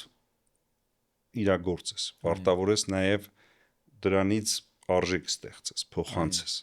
Ու ես միշտ համարել եմ, որ այդ պարգևը, որ ունես, եթե դու չես իրագործում, քեզնից պիտի վերցվի։ Ու առաջնորդվել եմ սենց մտածողությամբ, որ Աստված ինձ ինչ որ պարգևներ ա տվել, շնորհներ ա տվել, որոնք ես պետքա իրականացնեմ։ Վստահ եմ բանի ծառաների առակը գիտես, որ տերը 3 ոսկի է տալիս, այն մեկը վախենում ասում ես տերս բանա տանեմ պայեմ չար մարդ ասում տանեմ պահեմ մի քանի տարի հետո հետ կգա ոնց պիտի հետ տամ բան հանգարց մի բան լինի ոչ մի բան չի անում տանում պահում մյուսները բազմապատկում են ու հետո օրհնություն են ստանում հիմա ես դա անկալել եմ որ այն չօգտագործողի բանը վերցվում տրվում է մյուսներին ես սա անկալել եմ որ մարդկայնորեն այսինքն մարդը ինչ որ շնորհներ ունի ինչ որ ձիրքեր ունի ինչ որ բաներ ունի որոնք որ շնոր են պարգևեն, որոնք որ պետք է իրագործվեն։ Երբ որ դրանք չեն իրագործվում, դրանք պիտի քեզնից վերցվեն։ Այո։ Դեռև համաձայն եմ, չօգտագործված շնորհը փակվում է ու դառնում է ու անպիտան հայտնի ֆիլմ կա, տեսած կլինես Բրոնքսյան պատմությունները ֆիլմը, որտեղ հայտնի մաֆիոզը այն տղային ասում է հիշի կյանքում ամենամեծ մեղքը դա իզուր վատնած տաղանդն է։ Եվ այդ շատ կարևոր է, որ դու եւ որպես մարդ ու որպես գործարար եւ քո տաղանդը ռեալիզացնես, այդ տաղանդի վրա պրոդուկտ ստեղծես։ Օրինակ ես հիմա որ նայում եմ ինքս ինձ, ես մենակ բիզնես կանեմ այն ուղղություններում, որի հետեւ իմ տաղանդն է, իմ պսիխոտիպն է անկած։ Բիզնեսներ կան, օրինակ շինարարական բիզնեսը։ Ես կյանքում այդ բիզնես չեմ մտնի, որպես կոնկրետ, չգիտեմ, կառուցապատող։ Դա իմը չի, դա 16 արխետիպով մարդկանց ավելի տրված այդ բիզնեսը անելու։ Այո, ես եմ դες կարծում, որ դու պիտի զբաղվես մի բանով, որը որ քոնն է։ Այո։ Որտեղ որ դու քեզ լավ ես զգում, որ գործի չես գնում բանով, որ լավ այսօր էլ պիտի գնամ գործի բան։ Այսինքն որտեղ որ դու տեսնում ես, որ սա քոնն է, դու իրականացվում ես, որտեղ այդ ժամանակ աշխատանք չի դա։ Դու դրանից հաճույք ես ստանում ու կարելի ասել մեր բոլոր բիզնեսները մոտավորապես տենց են, այսինքն ինչը որ իմը չի, դրանով չեմ զբաղվում։ Այո։ Որտեղ որ ես զգում եմ, որ իմը չի, չեմ էլ փորձում սկսեմ դրանով։ Հա, որ պատկերացնես, որ սկսում էինք բանը, եղեգիս ասում էին, բայց քեզ պետք է։ Իրականում ինչի համար, որտեղ դա քաղաքից հեռու է ու ամեն շաբաթ կիրակի գնալ գալ, այդքան ժամանակ, այդքան ռեսուրս ծախսել բան, բայց ես զգում եմ, որ սա իմն է ու ես ուզում եմ սրանով զբաղվել։ Ու չեմ էլ հոգնում ես դրանից։ Ուղղակի չեմ հոգնում։ Չեմ հոգնում, ես տեսնում եմ, որ անկախ ինչ արդյունք կլինի, ես գիտեմ, որ մաքսիմում հոգի եմ դրա մեջ ու անգամ ամենափոքր տարբերակով, անգամ ամենահամեստ տարբերակով ես այդ իմ տեղն է։ Ես այդ հողի մի կտորին հոգի կտամ, կծաղկացնեմ ու ես կհամարեմ, որ այս մասով ես իմ առաքելությունը արել եմ։ Այո։ Ինչ որ մեր երկրի մեջ որևէ մի հողակտոր դու կարաս վերցնես, ծաղկացնես, սրան նոր շունչ տաս, ապրացնես, որովհետև սարեր էր, քարեր էր, մենք որ գնում ենք, իրականում այս տարիների ընթացքում ընկերներս ասում են, զգում ես, որ հոգի է ստացել, հələ ոչ մի բան չենք կառուցել, բայց տարածքը հոգի է ստացել, ապրում է։ Հենց այդ է, որ բիզնեսմենի ու մատերիայի շփման կետում հավելյալ լիք էներգիա է գեներացվում, քայլում ես, ասենք տարածքա, օրինակ հիմա շատ կան, հատկապես մայրաքաղաքից դուրս, Երևանից դուրս, օրինակ հին ուսումնարանի շենք է, հին ինչ որ բանի շենք է, հա, ասենք, չգիտեմ, մանկապարտեզի շենք է, որը չեն օգտագործել, ես իմ քանի տարի, ու դու հասկանում ես, որ ստե մի հատ գործարարի ձեռ գա կպնի, անգամից կծաղկի, դիմացը կստանա, այո, մարդիկ կգան, կգնան, եւ ես միշտ ասում եմ, որ գործարարը դա նյութական աշխարհի ասենց մոգերն են, հրաշագործներն են, ովքեր այդ նյութը մատերիան շատացնում են եւ ինքը պետք է շատ լինի, ուստեղ նաեւ շատ կարեւոր եմ ես տեսնում քո ճեմարանական հոգեվոր կրթությունը եւ քո գործունեությունը մատերիայի աշխարհում, բիզնեսի աշխարհում ու քո բերած այդ առակի օրինակը, որ 3 հոգի ունենում է մեկը 100 ոսկի, մեկը 400 ոսկի, մեկը 500 եւ այն 100-ի ոսկին վերցվում է տիրոջ կողմից եւ տրվում է այն 500-ը, որը 1000 էր սարքել այդ 500-ը։ Նրանց ովքեր որ զարգացրել էին իրենց տրված պարգևը, դա շատ կարևոր բան է։ Ես ունեք չեմ բաժանում այդ նյութականն ու հոգեվորը այն առումով, որ ես կարծում եմ, որ դրանք իրար հետ են ապրում։ Այպես, իհարկե։ Երբ որ խիստ սև ու սպիտակի ես բաժանում դրանց, Այո։ ինձ թվում է սա մի քիչ արհեստական մոտեցում է։ Սրանք միասին են ապրում ու նյութի մեջ էլ դու կարողանում ես ճիշտ հոգի դնես։ Այո։ Այդ պարգևը ունենալու, պարգևը զարգացնելու նաև առաքելության մեջ շատ կարևոր է, թե իմ համար, ամենայն դեպս շատ կարևոր է, որ դու ինչ որ սկզբունքային կետեր պահես, որ այդ պարգևը մնա քո մոտ։ Այո։ Ու մենք եկանք նրան, որ ես արդեն այս 17 տարվա փորձից կարամ ասեմ, որ իմ համար ամենայն դեպս տենց է։ Կան բաներ, որոնք որ սկզբունքային են, որոնք որ փոփոխման ենթակա չեն, որոնց արդյունքում այդ շնորհի օրհնությունը պահվում է քո մոտ։ Ապրես։ Լրիվ համաձայն եմ։ Եթե դու դա չես պահում, այդ օրհնությունը գնալու է քեզնից։ Այո։ Ու դա բիզնես կանես, ուրիշ տեղ, ընկերության մեջ, դա կան սկզբունքային հարցեր, որոնք պիտի պահես, որ այդ օրհնությունը մնա քեզ հետ։ Ու շատ բաներ այս տարիների ընթացքում տեսել ենք, որ շատ անհավանական բաներ, շատ մեծ ընկերություններ օրինակ եկել են, սկսել են աշխատ, որ հավանական չէր, այսինքն կարող է միտեղ մասնակցում էր ինչ-որ տենդերի, որտեղ X օրինակ լոգիստիկայում քեզ հետ մասնակցում էր շատ մեծ գիգանտ, որը ռեսուրսով հազարապատիկ առաջ էր, բայց դու ես տանում դա։ Ու ես այդ ամեն նման դեպքում ես ընկալել եմ, որ սա այդ սկզբունքները պահելու, այդ օրհնությունը ունենալու Այո։ արդյունքն է։ Իդեպ ես այդտեղ ուզում եմ անպայման լրացնեմ քո ասածը, կա կարծիք մարդկանց մոտ, որ բիզնեսի աշխարհում ամեն ինչ ունի տնտեսագիտական հիմնավորում, այսինքն էկոնոմիկան պետք է ճիշտ լինի, նոր կաշխատի։ Այս քո ասած օրինակում շատ հստակ երևում է, որ էկոնոմիկան չի որոշիչը կամ մի հատ ինչ-որ երրորդ ուժ, որը որոշեց, չնայած որ էկոնոմիկան այդ տենդերի քո օգտին չէր։ Այո։ Եվ ես սա նույն ձև կարամ ասեմ, օրինակ, բիզնես է, 4 ընկերություն նույն շուկայում են, 4 տարբեր գներով ապրանք են վաճառում եւ թվում է թե էկոնոմիկայի տեսանկյունից,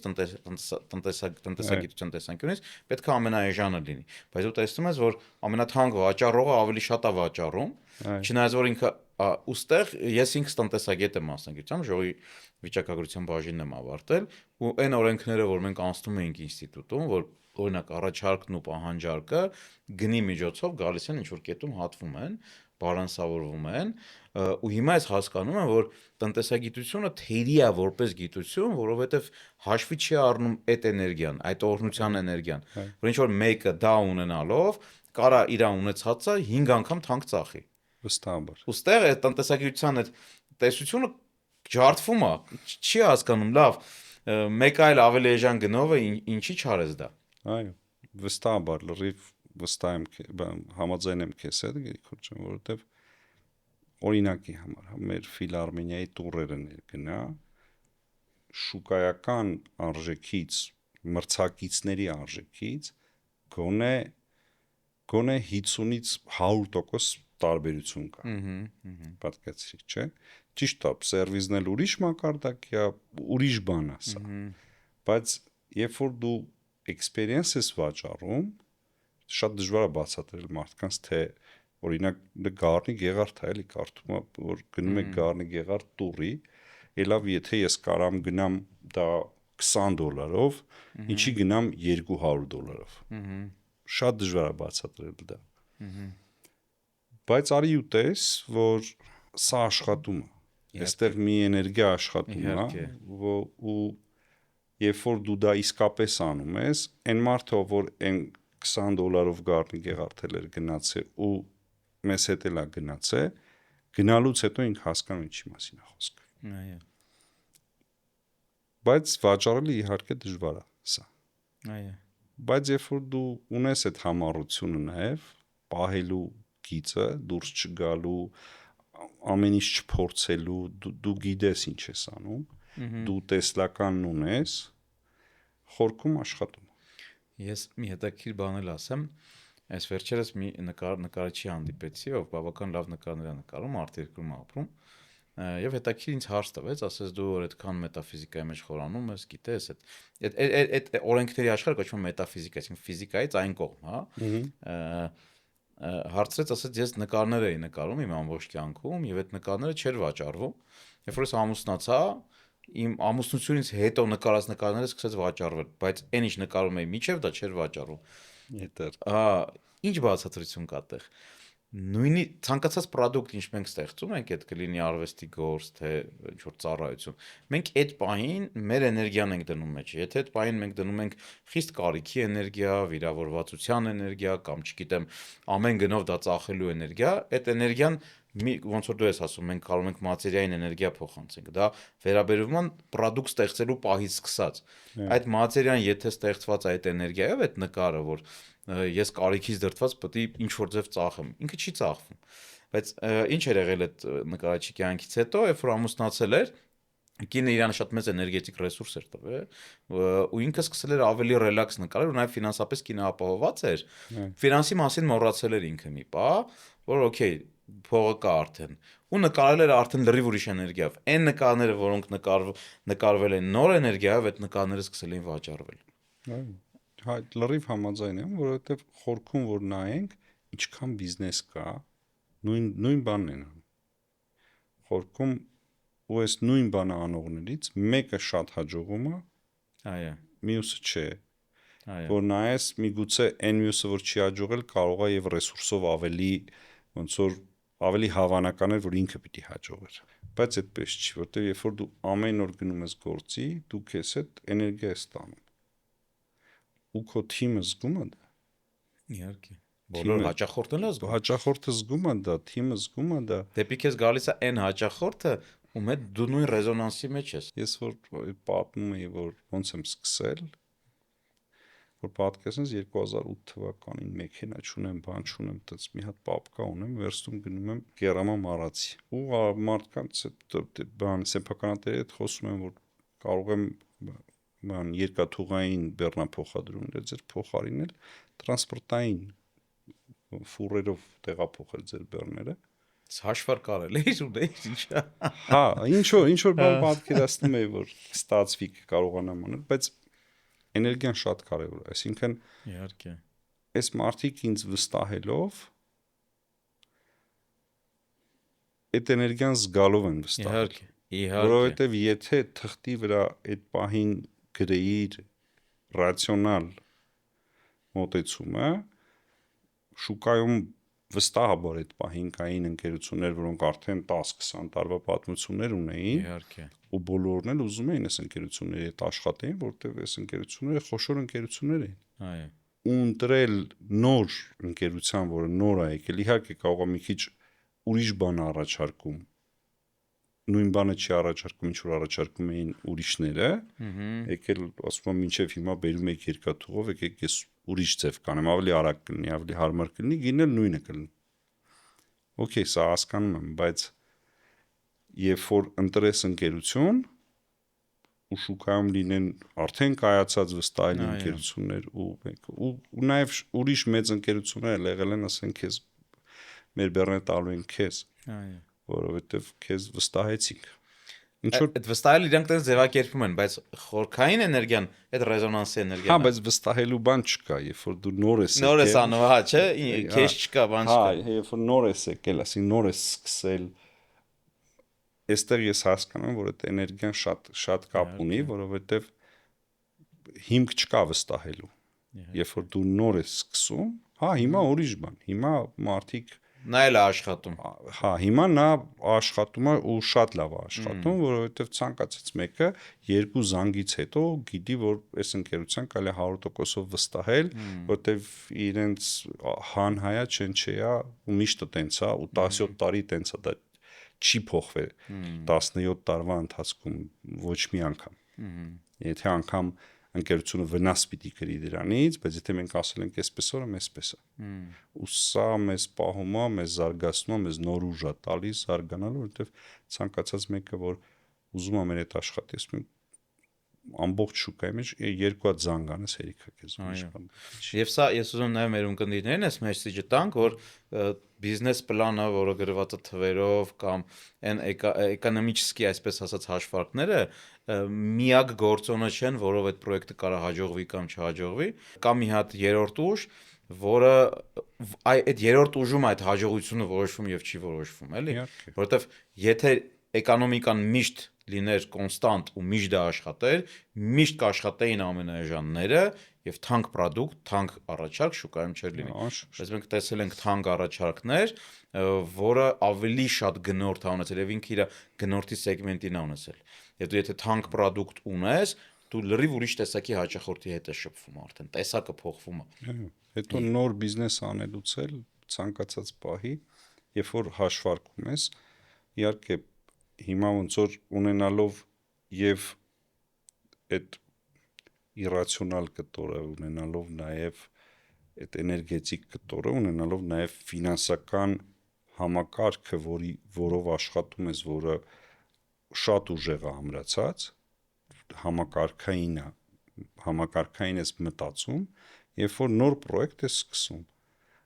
ու դնում ես համակարգի մեջ, այդ համակարգը իրեն դուրս է գցում, չի թողնում։ Որովհետեւ այդ համակարգն ասում է դու կարող ես այդ ռեսուրսը ու էներգիատ ցանկացած համակարգային մոտեցմամբ իրագործես շատ ավելի արագ։ Նորարարություն անելուց առաջի ռացիոնալ հարցը գալիս է, որ իսկ միգուցե չստացվի։ Չէ՞, եթե նոր բան ես ուզում անես, որը որ չկա, չես տեսնում, որ ինչ-որ մեկ արել է, հաշվարկը կա, էսի կա, այնի կա, ու միշտ այդ էներգիան է, որ կամ քեզ տանում է առաջ, դու դրանով զբաղվում ես, որովհետև ռացիոնալ հաշվարկը գալիս ասում է, որ բայց ինչի դու լիքը ոլորտներ ունես ու հենց քո ոլորտների մեջ դու այդ ժամանակն ու այդ ռեսուրսը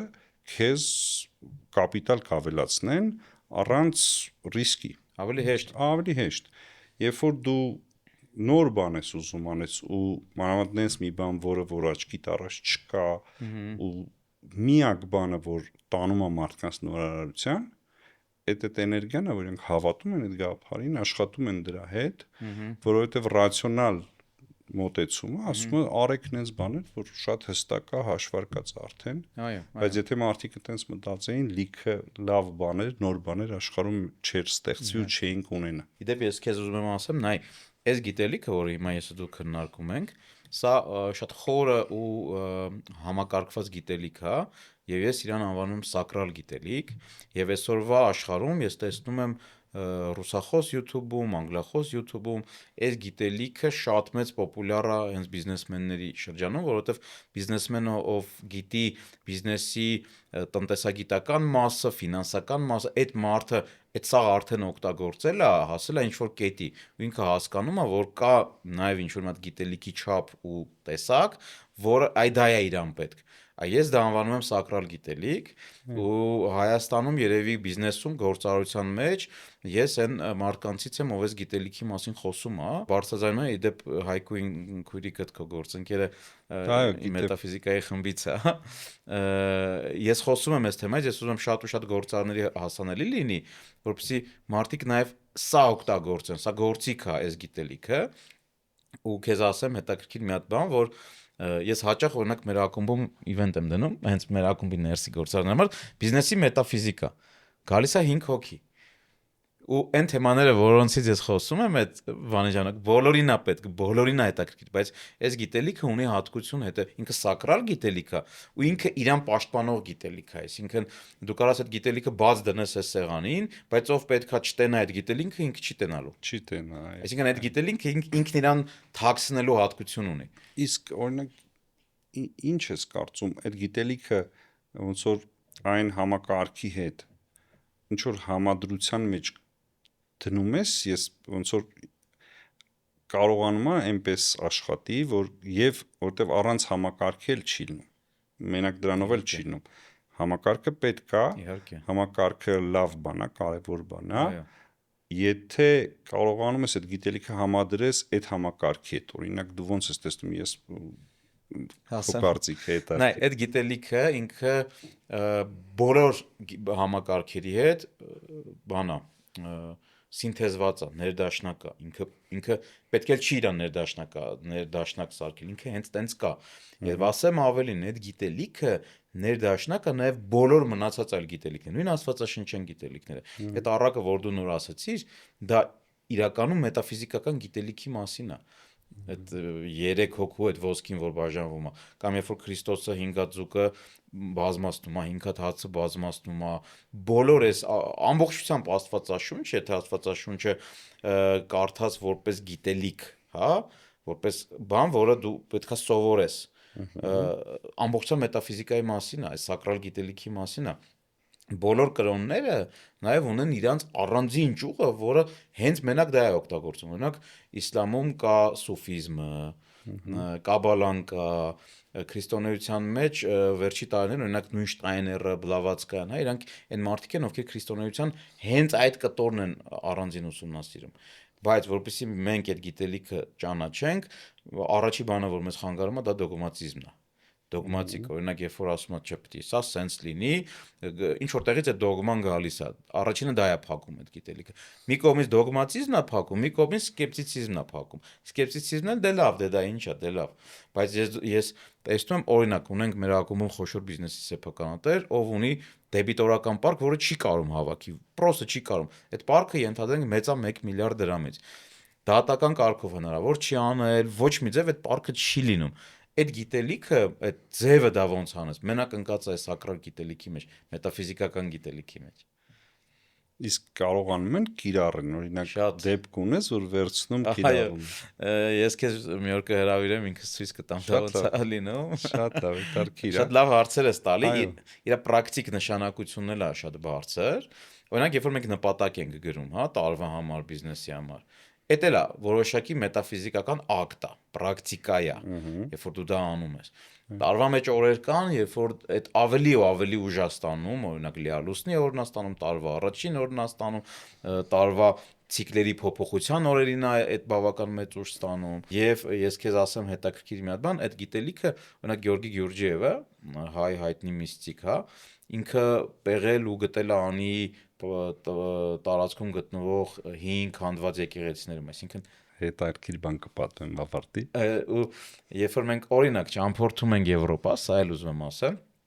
երբ որ նայում ենք Եվրոպայում գործող քաղաքակրթական այդ հսկաները, այդ եկեղեցիները, տաճարները կամ Վատիկանը,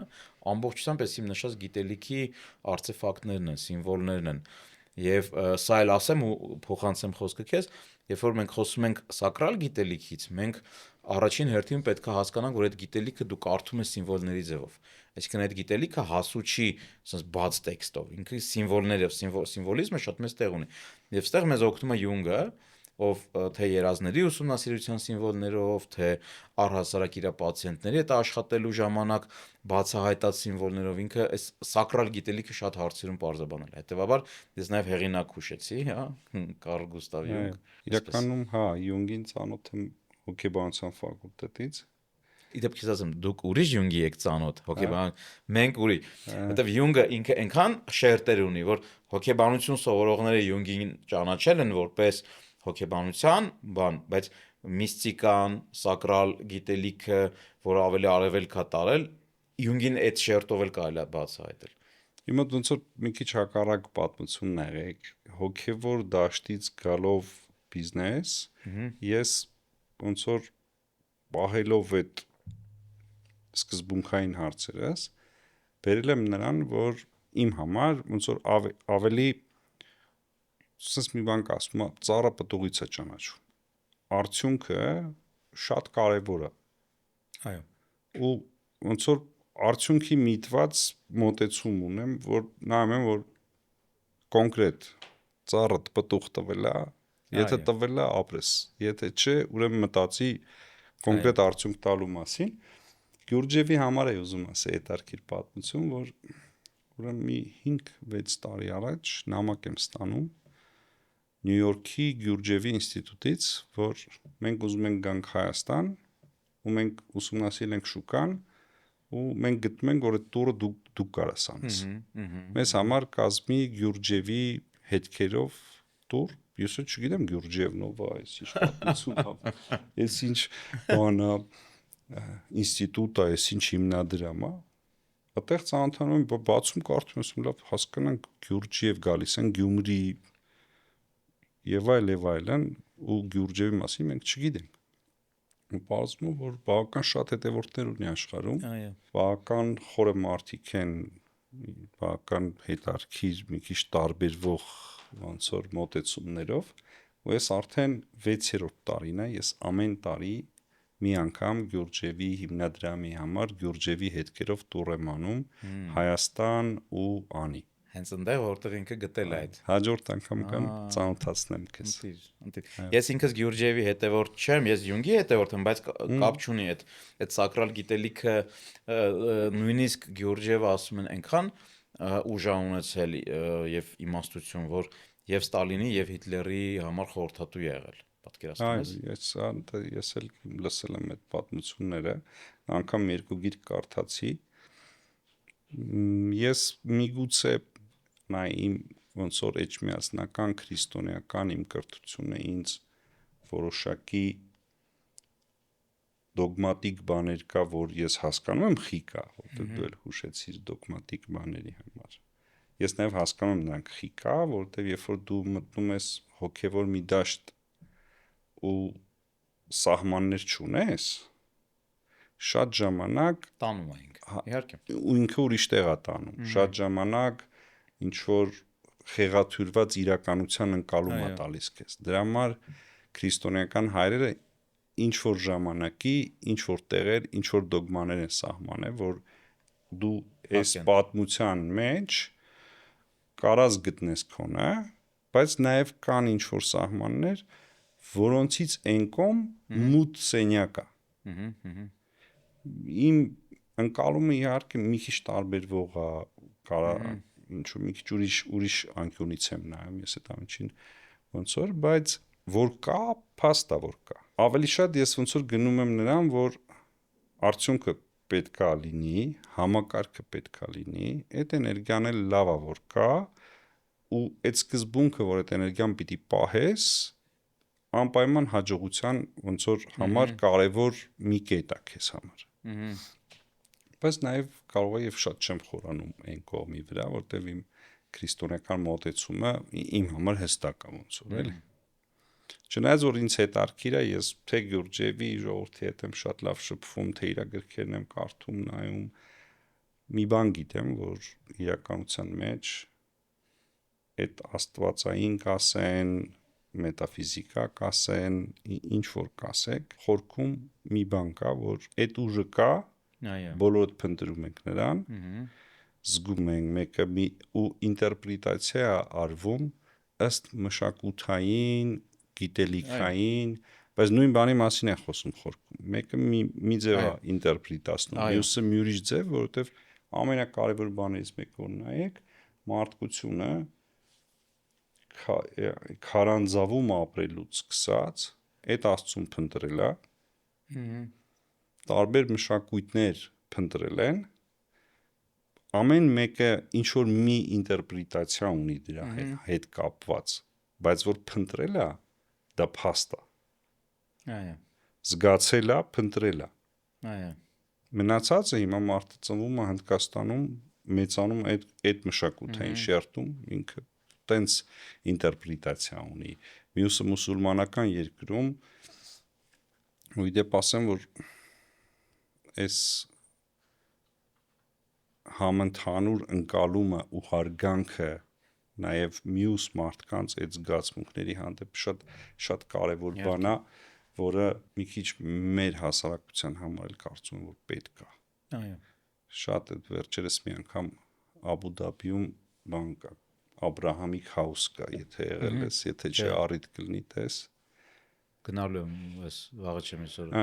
Գնա Աբրահամիկ house, ինչ են արել մարդիկ, վերցրել են քրիստոնեական տաճարը, մուսուլմանական մզկիթը ու հրեական սինագոգը կառուցել են մի գրիշի տակ, այսինքն մի տեղ։ Իմաստով, որ այս բոլորիս Աստված մեկ է ժողովուրդ։ Հետաքրքիր է։ Կլինի մի քիչ իրար հասկանանք, իրար միշտ շուտ։ Կգնամ անպայման, որտեղ Աբու Դաբի հայկական եկեղեցի երբ գնում ես, էլի լրիվ տարբերվում է իր աուրայով, էներգիայով, եւ Շարժայի հայկական եկեղեցին ինքը կառուցված այն թաղամասում, որտեղ լիքը այլ ազգերի տաճարներ կան։ Հա, սա vision է, սա իմ համար օրինակ սա ճիշտ մոտեցում է։ Երբ որ տարիներ առաջ ես ոնց որ մերոնց ասում եմ, որ եկեք այդպիսի մի բան ունենանք, քանի որ մենք առաջի քրիստոնյա ազգն ենք եւ լավ կլինի, որ այդ տոլերանտության նշան ունենանք նաեւ թե հրյաների, թե մյուս աշխարհի մյուս ժողովուրդների հավատքին, ինձ ասում եք ես կնզովենք, բայց սա կարևոր բան է։ Որտեւ մենք առաջի քրիստոնյա ժողովուրդ լինելով նաեւ պիտի այս vision աշխարհին ցույց տանք, որ մենք պետքա հարգենք իրար։ Մենք պետքա ընդունենք իրար։ Իհարկե։ Ու ինձ շատ դուր եկավ, ես շատ տպավորվեցի Աբրահամի քաոսից, որովհետև փաստացի արաբները ցույց են տվել, որ մենք vision ունենք ժողովուրդ։ Մենք չենք ասում մեզնից ենկոմ ջրհեղեղ։ Հետաքրքիր է։ Սա աշխարհայացքի խորության հարց կա։ Ընտիր լրիվ համաձայն եմ։ Եվ օրինակ Յունգի ինտերվյուները եթե նայում ես, ինքը ունի մի քանի ինտերվյու YouTube-ում դրած է, հին Ճիշտ ասեմ չեմ նայել։ Յունգին հարցնում է լրագրողը, ասում է դուք հավատում եք Աստծուն, ասես պաուզա է տալի երկար, իմաստուն ծերուկը, ու ասում է ես գիտեմ իր մասին, ես հավատալու կարիք չունեմ, երբ դու գիտես, էլ դու հավատալ չհավատալու կարիք չունես։ Ոստեղ շատ կարևոր մի հատ հարց կա, քրիստոնեության ամբողջ կոնցեպտը կառուցված է հավատի վրա, որ դու պետքա հավատաս։ Ես ասում եմ, որ եթե դու ճանաչում ես, հավատալու անհրաժեշտությունը դուրս է գալի։ Օրինակ, պատկերացրա դու ինձ հիմա ասում ես, որ դու եկել ես, օրինակ, Bentley-ով, հա? Ես գիտեմ, որ դու Bentley չես վարում, գիտեմ ինչ ես վարում, բայց ինձ ասում ես եկել ես Bentley-ով։ Ես կարամ հավատամ, քո ասածին կամ չհավատամ, դեռ չեմ տեսել ինչով ես եկել։ Բայց երբ որ ես դուսը կանգնած էի ու դու եկար այդ մեքենայով, ես արդեն գիտեմ դու ինչով ես եկել։ Հետևաբար ուսումնասիրության ու ճանաչողության մի հատ մակարդակ կա, որտեղ հավատի անհրաժեշտությունը դուրս է գալի։ Դու գիտես, որ դա տենց է։ Եվ ես հենց այդ քրիստոնեության կողմնակիցն եմ, որտեղ դու գիտես, որ Աստված կա, որտեղ դու գիտես այս ծեսը ինչի համար է, այս տոնը ինչի համար է, այս սիմվոլը ինչ, ամբողջ քրիստոնեական այդ բաները, հագուստները, ամեն ինչ սիմվոլներով է հագեցած։ Իհարկե։ Ամեն միլիմետրի վրա սիմվոլ կա, իսկ այդ սիմվոլները դա անգիտակցական լեզուն է, ոնց որ ասում է Յունգը։ Չէ, հետո այդ սաղ բաները, այսինքն ավելի կոնկրետ ճանաչողական մոդելները տրված է, եթե ուշադիր նայես, իհարկե ոնց որ մարդկային ազդեցությունը շատ մեծ է այս ամեն գիտելիքի վրա, որովհետև ինչ որ մի օր մարդը փորձել է խոսի Աստծու մասին, իսկ իր միակ հնարավոր տարբերակը խոսելու դրա մասին մարդկային հասկացություններ կիրառելն է։ Ուրիշ հնարավոր տարբերակ ոնց որ խոսելու, վերածելու բառերի հասկացությունների չկա, դու օգտագործում ես մարդկային հասկացություններ խոսելու համար Աստծուց։ Ու սա հաշվի առնելով, այսինքն ճանաչելու հավատալու չհավատալու պատմությունը որտեղից է գալիս։ Այսինքն երբ որ ասում է մի մանանեխի հատիկի չափ հավատք ունենաք, այդ սարին ասեք էլի կգնա, այդ մանանեխի հատիկի չափ հավատքը առանց այդ չափի հավատքը դա 100%-անոց վստահության մասին է։ Այսինքն որ դու գիտես, դու ճանաչում ես, որ ասում ես ոնց որ հավատքի վրա է հիմնված, հա, ասում ենք հավատքի, բայց որ դու հաստատ չիմանաս, դու այդ հավատքը չես կարող ունենաս։ Այսինքն դու երբ որ գիտակցաբար ոչ թե զուտ աչքերդ փակ հավատում ես, այլ դու հասկանում ես ինչի մասին է խոսքը, դու տեսնում ես, դու կարողանում ես քո համար, քո ներսում այդ ամեն ինչը ապացուցված է, կարիք չկա ուրիշ բանի։ Այո։ Այդ ժամանակ դու գիտես, դու չես ոչ թե հավատում ես, այլ դու գիտես, որ դա տենց է ոնց որ։ Ամեն իմ համար դա բանաձևի պես մի բան է։ Ոնց է այսօր կոդ ենք, չէ՞ գրում։ Կոդը գրում ենք, ինչ-որ ծրագիր աշխատում, չէ՞։ Իմ աչքին այդ սա տենց կոդ է։ Այո։ ինքը տենց էլ աշխատում է։ Կոդա եւ այդ իմաստով եւ այն իմաստով, որ այդ կոդը բացելու կարիք կա։ Իհարկե, հասկանալու կարիք կա։ Դե հիմա տես մենք կոդ ենք գրում երկաթի վրա, այսինքն որ կոմպյուտերի մեջ, բայց կոդ կա, DNK կա, կոդ կա, այսինքն բջիջի մեջ, Իհարկե։ որ արդեն հիմա գիտությունը գնալով գալիս է դրան, բայց այդ կոդը կա, չէ, այդ սերման գնում է հողի մեջ, աճում է, նորից ընկնում է, նորից աճում է ու նաև հավատքի հոգևոր կյանքի մեջ, ոնց որ ֆիզիկական կյանքի մեջ ինչ որ օրենքներ կա, որ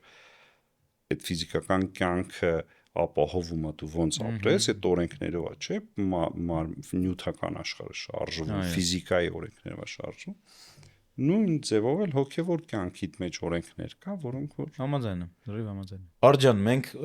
որ sense խոսանք ժամերով կգնանք, հա, այնքան խոսալու բան կա։ Ես կարծում եմ, որ ապագայի գործարարը այն գործարարն է, ով արդեն ունի է սակրալ գիտելիքը եւ կարում է բիզնես անի նաև է սակրալ գիտելիքը օգտագործելով ու տենդենսը համաշխարհային դրան է տանում, որ YouTube-ում, չգիտեմ, սոցիալական ցանցերում անգլալեզու, ռուսալեզու հենց կոնտենտը շատ է սրա մասին, երբ որ մենք թվերի արխետիպից էինք խոսում,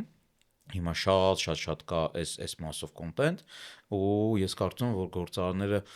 սա իմանալով եւս մի հատ զենք ու եւս մի հատ ռիչակ կունենան ավելի շատ ստեղծելու, որովհետեւ իմ համոզմամբ գործարարները իրանք մոգերեն մատերիայի հետ աշխատելու հատկություն ունեցող այդ 100 ոսկին 500 ու 1000 սարքելու մարդիկ են, ստեղծելու, արարելու, որ շատ կարևոր է, որը իմ ընկալմա ոնց որ ոսմա ստեղծեց Աստծու նման մարդու, այդ Աստծու նմանը ամեն ինչ ասած արարելու, ստեղծելու համար։ Եվ ուժի համար, եւ կարողությունների համար ուղղակի